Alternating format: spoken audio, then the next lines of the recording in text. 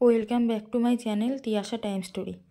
আজকে বানাবো white sauce pasta. সেই জন্য এখানে পেঁয়াজ কেটে নিয়েছি, রসুন কুচিয়ে নিয়েছি কিছুটা পরিমাণে গাজর, কিছুটা পরিমাণে বিনস, কিছুটা পরিমাণে ক্যাপসিকাম। তো এগুলো দিয়েই আজকে হোয়াইট সস পাস্তাটা বানাবো।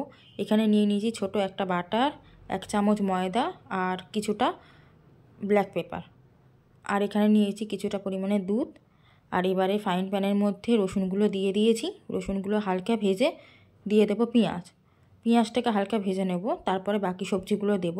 এখানে দেখুন যা যা সবজি নিয়েছি সব সবজি ধুয়ে দিয়েছি।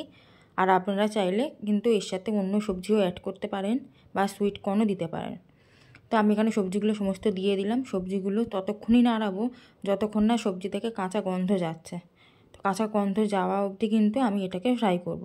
তো এর মাঝখানে একটু নুন দিয়ে দেবো যাতে তাড়াতাড়ি নরম হয়ে যায়। আর আপনারা চাইলে আগে সবজি একটু ভাপিয়েও নিতে পারেন। এরপর ফ্রাইং প্যানের মধ্যে দিয়ে দিলাম বাটারটা কিন্তু দিয়ে একদম গ্যাসটা লো ফ্লেমে রাখতে হবে যাতে না পুড়ে যায়।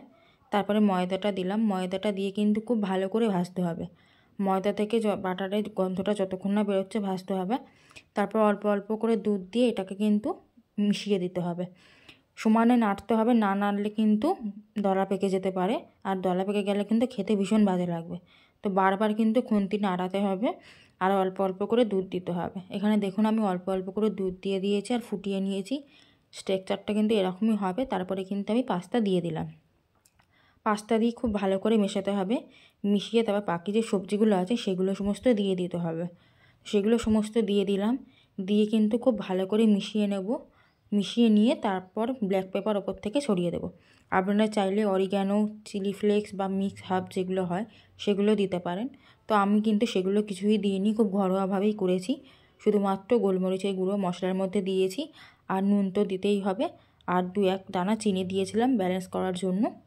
তো এইভাবে মিক্সড করে নিতে হবে। মিক্সড করে নিলেই কিন্তু তৈরি হয়ে যাবে হোয়াইট সস পাস্তা। তো এখানে আরও সবজিও অ্যাড করা যায় বা আরও অনেক কিছুভাবেই করা যায় হোয়াইট সস পাস্তা। তো আমি কিন্তু এইভাবেই করি। এর মধ্যে আপনারা চিকেনও দিতে পারেন, এগও দিতে পারেন, সেটা আপনাদের পছন্দ মতো। তো আমার আজকে পাস্তা রেডি। তো ভিডিওটা কেমন লাগলো অবশ্যই জানাবেন। এইভাবে বাড়িতে করে খেতে পারেন। আমি সন্ধ্যের জলখাবারের জন্য বানিয়েছিলাম। তো সন্ধ্যেবেলা খেয়েও বেশি হয়ে গেছিলো বলে রাত্রিবেলাও খেয়ে নিয়েছিলাম। তো আজকে ভিডিওটা এইটুকুই। দেখা হবে খুব তাড়াতাড়ি পরের কোনো ভিডিওতে।